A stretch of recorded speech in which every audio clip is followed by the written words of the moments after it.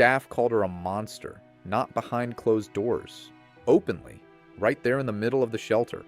Workers warned every single visitor, do not go near cage 7. 3 trained volunteers had already been scratched badly enough to bleed.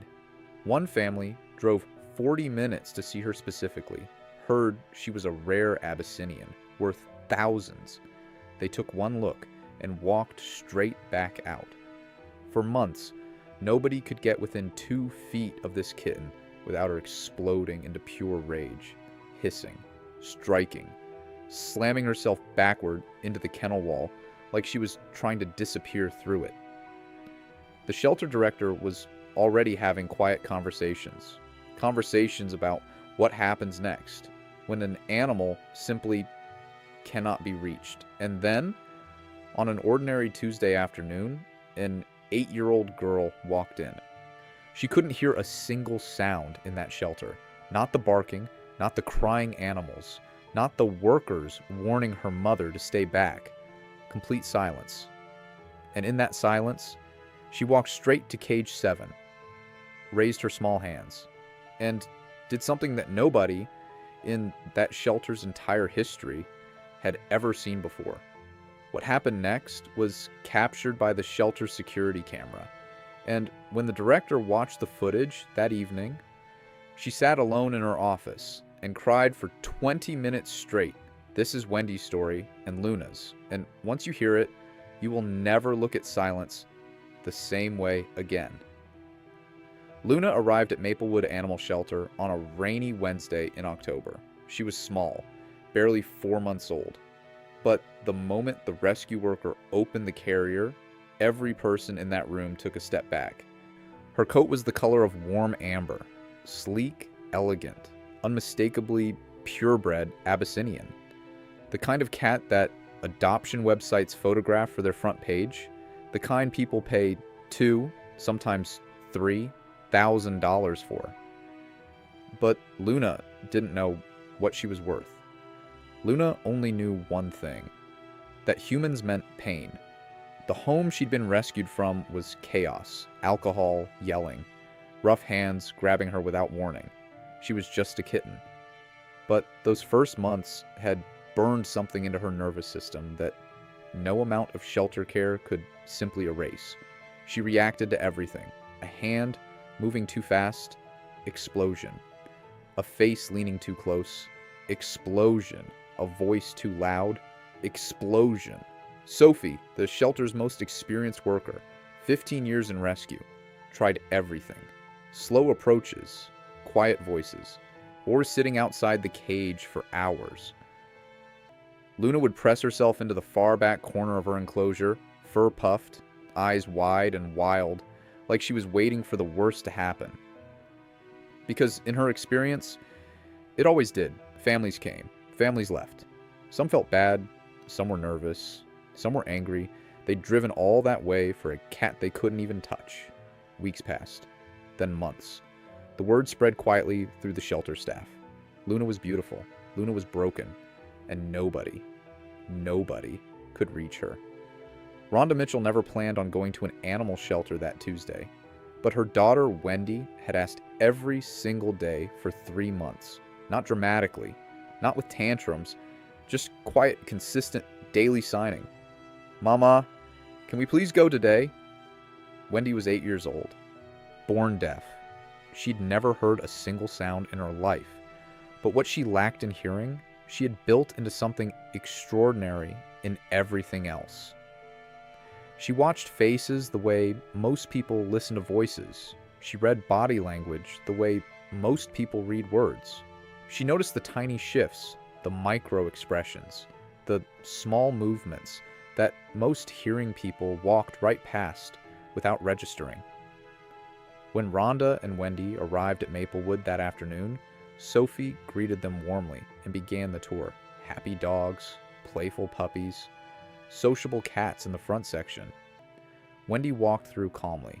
She looked at everything, but she didn't stop. She kept moving, further down the corridor, toward the section Sophie had quietly planned to skip entirely. Then Wendy stopped, in front of cage 7. She stood completely still. Dark hair pulled back loosely, her yellow t-shirt bright against the gray shelter walls. Denim dungaree overalls, little patch stickers on the knees. She wrapped both hands around the cage bar and looked inside. Luna was in her corner, fur flat for once. Watching this small girl with something that wasn't quite recognition, but wasn't fear either. Something different. Something new. Sophie stepped forward immediately. "Oh, sweetheart, that one isn't..." But Rhonda was already watching her daughter's face. And Rhonda had learned 8 years of watching Wendy's face. That expression meant her daughter already understood something the adults in the room didn't. "She's scared," Wendy signed to her mother. "Not mean. Scared." Sophie looked at Rhonda. Rhonda looked at Sophie. "Can she go in?" Rhonda asked quietly. Every protocol said no. Every rule said no. But Sophie looked at Wendy, standing at that cage with total stillness. No excitement, no grabbing energy, no performance, just presence. And something made Sophie pick up her radio. The shelter director, Karen, came down the corridor 60 seconds later. She looked at this small, deaf girl, standing at the most dangerous cage in the building. She looked at Luna, pressed in her corner, but not exploding. Not yet. Karen made a decision she still can't fully explain. "I'll go in with her," she said. The cage door opened. Karen entered first. Then Wendy stepped inside. Rhonda stayed at the door, both hands gripping the bars, knuckles white. Sophie stood beside her, barely breathing. Everyone expected Wendy to walk toward Luna, to call her, to reach out, having to do what every single person before her had done. Instead, Wendy walked to the center of the kennel floor and sat down, cross-legged, right in the middle, both hands resting open in her lap, visible, still, the way she always held them when she was just existing peacefully in the world. She didn't look at Luna, she looked at her own hands. Karen froze against the wall. Luna's ear moved. Just one ear. Just slightly. The first involuntary reaction to a human presence that wasn't pure fear. 30 seconds passed. Wendy didn't move. 1 minute. Wendy didn't move. Luna's head turned, just enough to see this small girl with one eye. She saw no sudden movement, no reaching, no pressure, no noise. Just a child sitting on her floor, open hands, breathing slowly, going nowhere, wanting nothing. Luna had spent months surrounded by people who came to her with need, with desire, with the energy of wanting her to be something she wasn't ready to be. And here was the first living person who had simply arrived and stayed. Something shifted in Luna's body that was visible even from the cage door. The rigid line of her spine softened, just slightly. Her tail, which had been wrapped tight against her body, moved, and then Luna stood up. Karen's hand flew silently to her mouth. Luna took one step forward, then another. Her amber coat caught the shelter light as she moved across the kennel floor toward this quiet, still, silent girl. Wendy still didn't look up. Luna stopped 12 inches away. She sniffed the air. Then, slowly, she lowered her elegant Abyssinian head and pressed her face gently against Wendy's dark hair. Wendy smiled, eyes still down, both hands still open in her lap. "Hi," she signed softly to no one. Luna pulled back, looked at her, and then she stepped forward and pressed her entire body, warm amber fur, sleek and trembling slightly, against Wendy's chest. Wendy's arms came up slowly, tenderly, both hands wrapping around Luna with the gentleness of someone who understood fragile things. Luna's eyes closed, her face pressed into Wendy's cheek. Her body, which had been a weapon for months, went completely soft. At the cage door, Sophie had both hands pressed over her mouth. Karen was crying silently. tears running down her face without her even noticing. Rhonda Mitchell was gripping those cage bars so hard, and she wasn't crying yet. She was just watching her daughter, this 8-year-old deaf girl who had walked into the most dangerous cage in the shelter, and simply sat down and waited for a broken thing to find its way to her. And then Rhonda cried too. Sophie gave the warning honestly. Luna trusted Wendy. That was clear. But trust with one person, in one moment, was not the same as being ready for a real home. And when Rhonda mentioned they had a dog, a big, curious, enthusiastic dog named Whitey, Sophie didn't sugarcoat it. This kitten could bond completely to Wendy and still struggle with everything else. You wouldn't be bringing home an easy rescue story. You'd be bringing home a frightened kitten whose one safe relationship might not survive real life. Rhonda hesitated. Wendy didn't. She looked at her mother, Luna still pressed against her chest, and signed 3 words.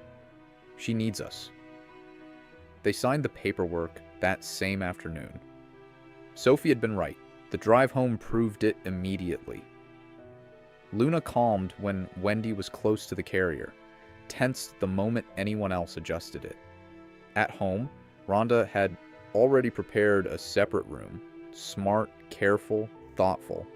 But Whitey had already figured out something new was in the house. He wasn't aggressive.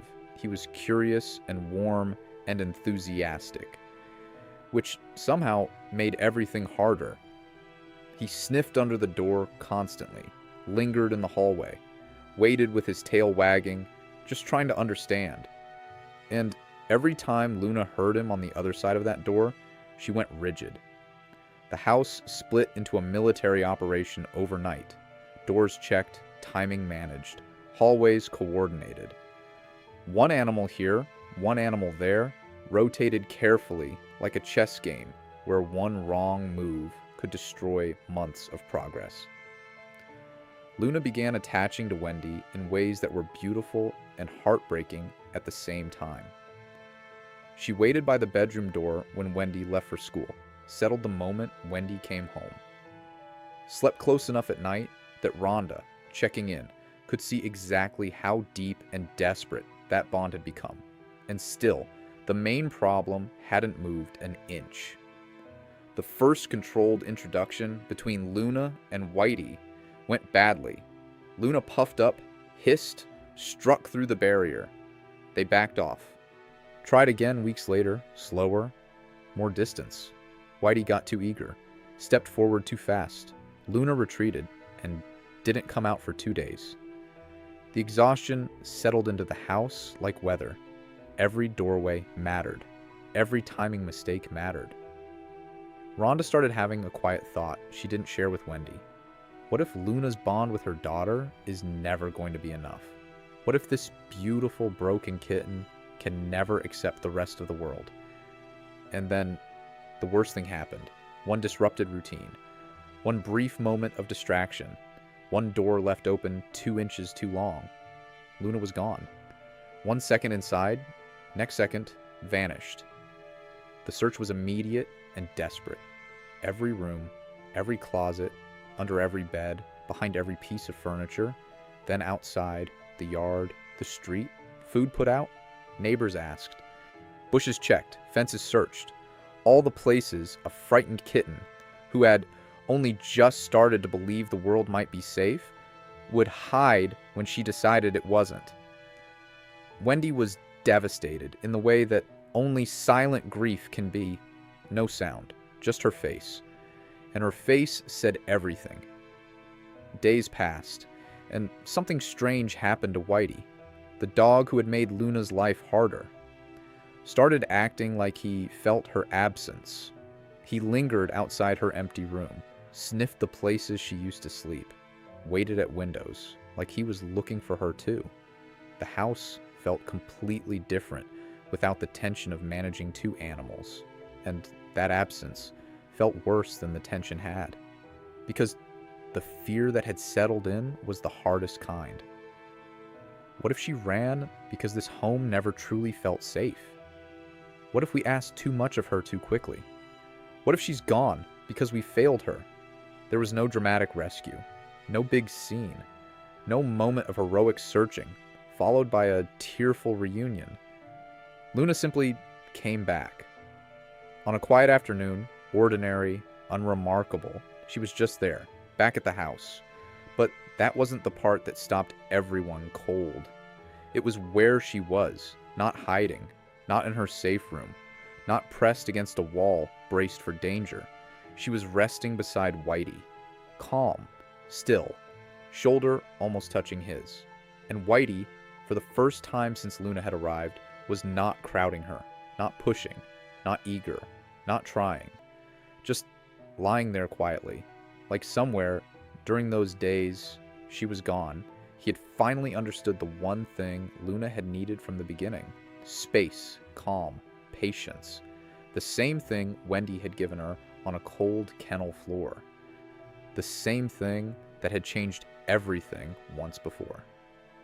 Karen Holloway watched the security footage from that Tuesday afternoon 3 more times that night. The same 60 seconds, over and over. An 8-year-old deaf girl walking into the most dangerous cage in the shelter and doing nothing. Just sitting, just breathing, just being. And a broken, terrified, furious kitten walking across a cold kennel floor to press her face against a child's cheek.